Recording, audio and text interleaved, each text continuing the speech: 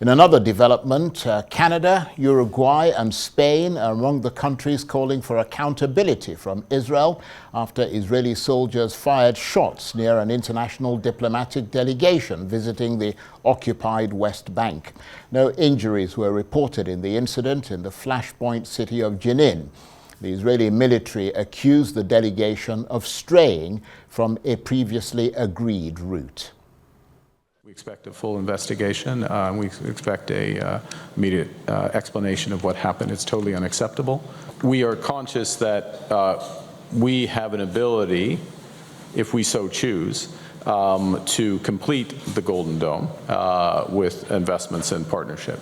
And it's something that we are looking at and something that has been discussed at a high level. And that's the Canadian Prime Minister, Mark Carney. More on all those stories. I'm joined now in the studio by the Israeli ambassador to Nigeria, Michael Freeman. Thank you very much indeed for coming in. Our sympathies, first of all, for the shooting in America. What's the latest you're hearing about that attack?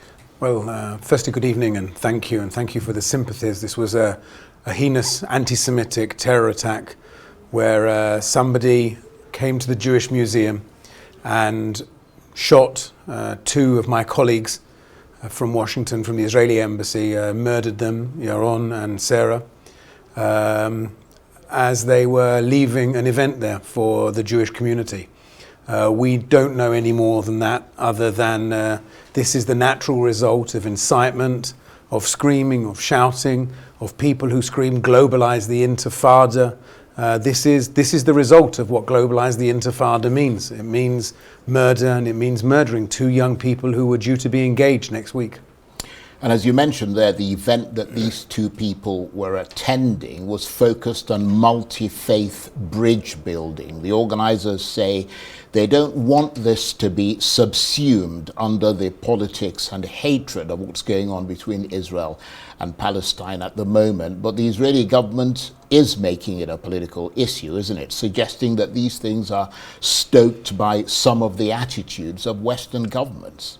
Well, I think you can't avoid the fact that this person, and I think we'll see more in the next couple of days as we hear more of his motivations, was motivated clearly by hate, was motivated by misconceptions, was motivated by a desire to kill innocents. And the poison that we see and the misinformation and the blood libels and the stories that are out in the media have an impact. You know, words have an impact, and not everybody takes drastic action like this person did, who went out and murdered two innocent people in the street.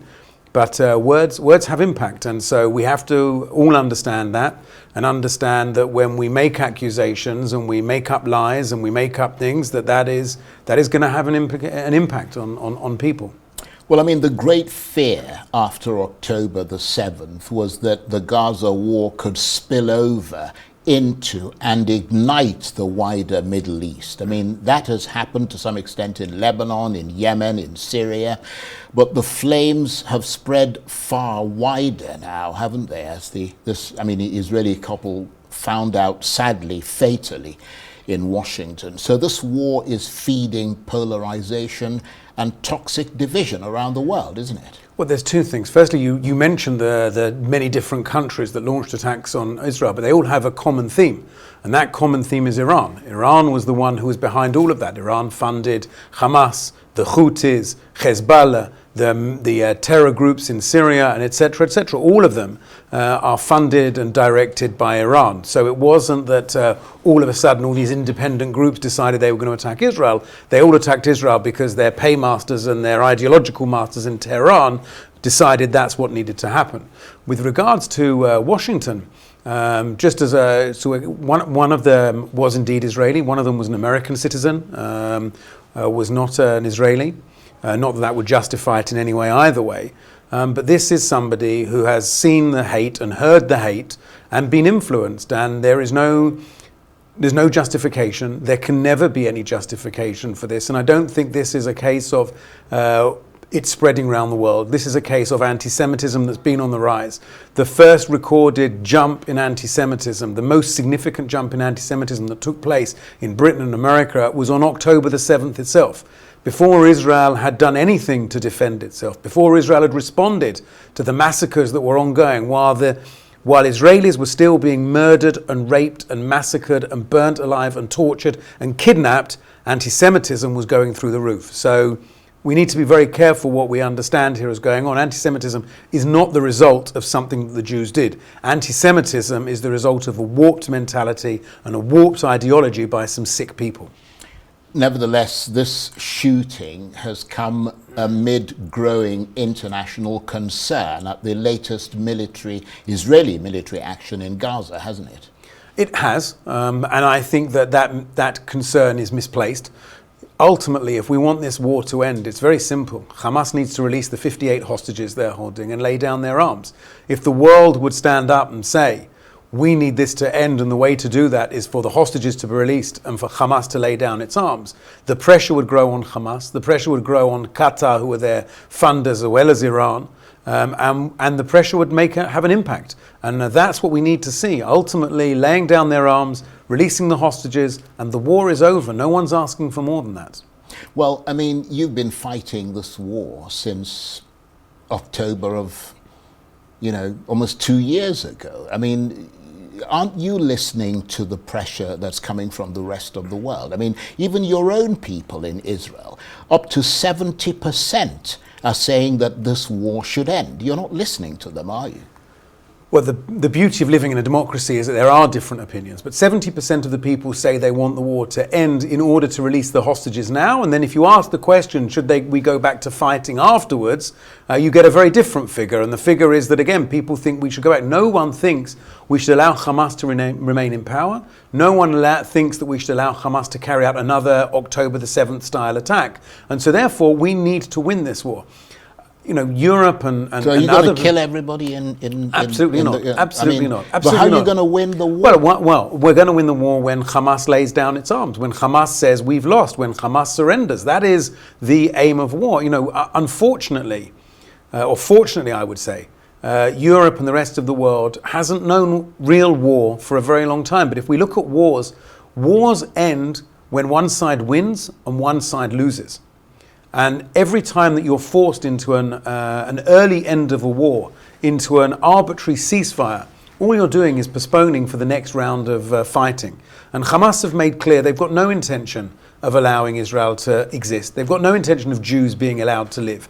They want the end of Israel. They want the end of Jews. But they don't have the capacity to end Israel's existence, whereas you have the capacity to end the existence of Gaza. Well, we've got no intention of ending the existence of Gaza. And remember, we left in 2005. In 2005, Israel withdrew from Gaza, pulled out every Israeli soldier, every Israeli citizen, everybody from there, and said to the Palestinians, have this land. We left behind our greenhouses and our factories and all sorts of other infrastructure and said, we were happy work with you to build a better future. Show us that you want a better future. But instead of building a better future, they built a terror infrastructure. They spent billions of dollars on themselves. Their leaders in Qatar, if you look at them, are worth $3, $4, $5 billion each.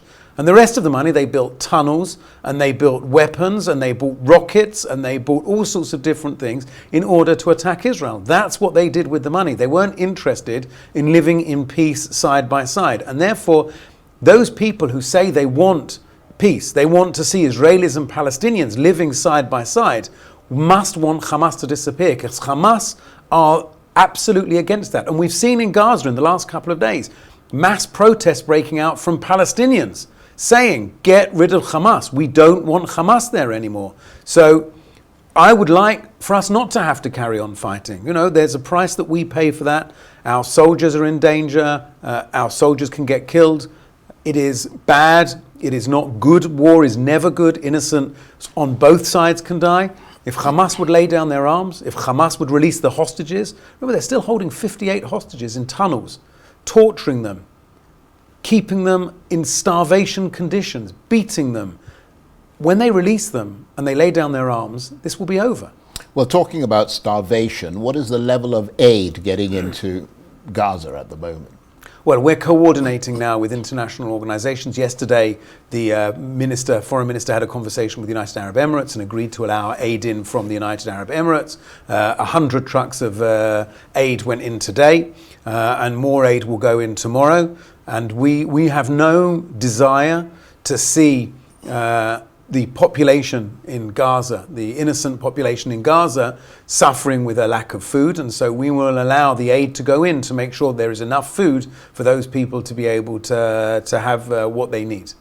And we heard earlier about a group of diplomats from Canada, Spain and Uruguay, as well as UN officials, being escorted around the occupied West Bank and Israeli forces firing warning shots at them. I mean, what's your reaction to that? Accredited diplomats doing their work should never come under fire or any violence, should they? Absolutely. I mean, you're a diplomat. Absolutely, I agree with you. And it's something that we're investigating. The army have already apologized for the incident.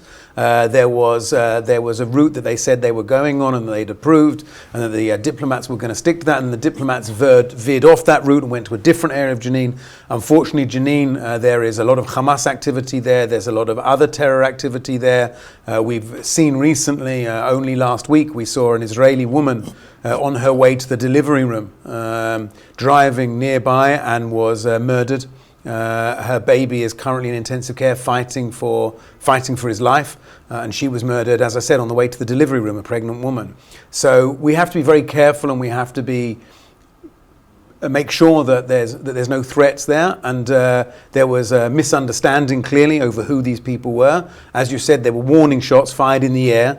Either way, it shouldn't have happened. It's something that's being investigated, and we've already apologized for it. Well, moving away from Gaza and the West Bank, but staying sort of, with the topic, what's your reaction to this vote by the EU to review its ties with Israel because of the war in Gaza? I think it's a shame. I think it's sad. I think it's the wrong move. If you are a Hamas leader and looking at what's going on, you say, well, what have I got a reason to compromise for?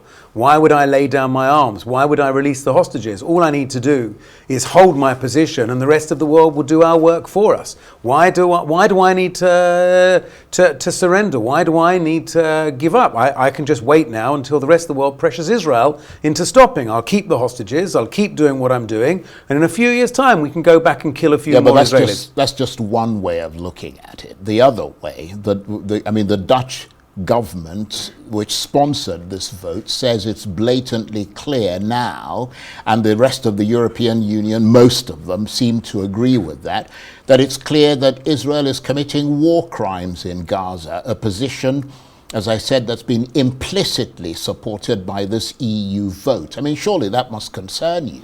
Absolutely, it concerns me. I think that they are wrong. I don't think that we are carrying out war crimes. Everything is carefully checked, and our army has all sorts of legal procedures to go through in order to ensure that we're not carrying out any form of war crime, and that everything that we do. But you're killing civilians, and you're starving civilians. Well, we're not starving civilians. We're now allowing in aid. We are not starving civilians. After 11 weeks.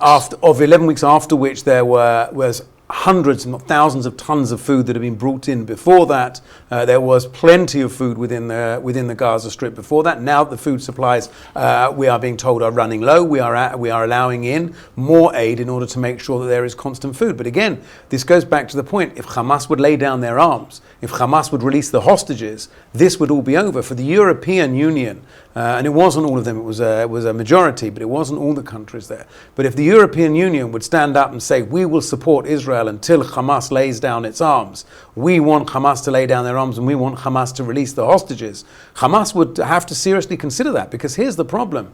Hamas at the moment, we saw this, Hamas praised the decision of Britain and France and Canada when they made their statements the other day. Hamas issued a statement saying we stand by France, Britain and Canada. Yeah, but you're being praised by Hamas, surely you're on the wrong side of history. Yeah, but every time they make any pronouncements, they roundly condemn Hamas and call for Hamas to drop their weapons, but they also call for Israel to stop the war. I mean, there's clearly mounting pressure, diplomatic pressure on Israel. Earlier, I mean, a country that you're well familiar with and that's well respected around the world, the UK, also took action in protest at Israel's military offensive. They paused free trade negotiations and imposed sanctions on settlers in the occupied West Bank. But the Israeli government remains unmoved. Well, ultimately, we have to make decisions for our future. And at the moment, we are fighting against a genocidal terrorist organization that wants to murder us.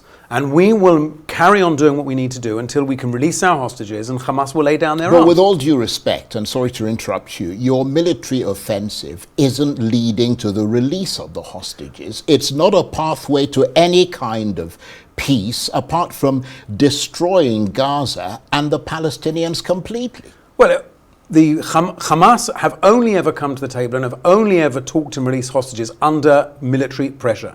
If you sit with them and talk to them, they're not interested. Military pressure is what brings Hamas to the table. It's what brings there. And this has been the Americans. President Trump has said that. We've seen that in the last, every single ceasefire that's happened, every single hostage release has come because of military pressure, has become because we are pushing Hamas and making sure that Hamas has nowhere to go. And that's what we will continue to do. We will continue to put that pressure on it in order that Hamas will release our hostages and lay down their arms.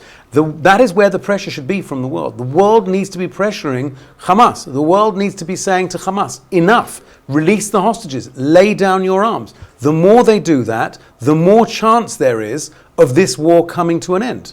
But your military offensive is also attacking Israel as a state. I mean, Jewish communities around the world and citizens in Israel are very worried with regard to the evidence of what is happening now in Gaza. International experts are almost unanimous in their assessment of what is happening, and their conclusion is that it is way beyond what is acceptable in international law. The most basic norms of humanitarian laws are being violated in Gaza. I mean, Israel is not listening to any of that. Well, I disagree with you, and there are a number of legal experts, leading experts around the world, and military experts who would disagree.